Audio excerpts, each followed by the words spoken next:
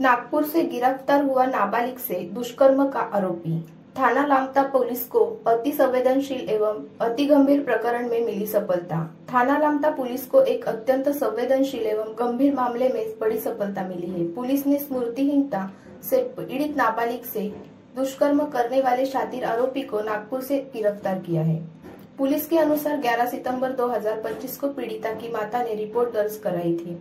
उसकी 9 से 10 वर्षीय बेटी फरवरी 2025 में रिश्तेदारी में ग्राम बड़झोरी गई थी।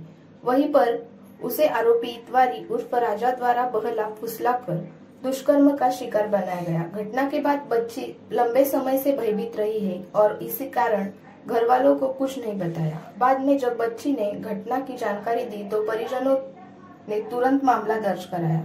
रिपोर्ट पर थाना लामता पुलिस ने अपराध क्रमांक 5625 धारा 64(2)M 64(2)H 65(1) 351(3) BNPSC अधिनियम एवं धारा 342 5L 506 पॉक्सो एक्ट का अपराध पंजीबद्ध कर विवेचना प्रारंभ की।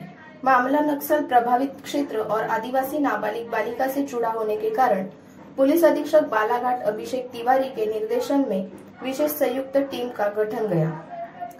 लगातार 6 माह तक पुलिस आरोपी की तलाश कर रही और अंततः सूचना मिलने पर आरोपी को नागपुर से पकड़ लिया गया।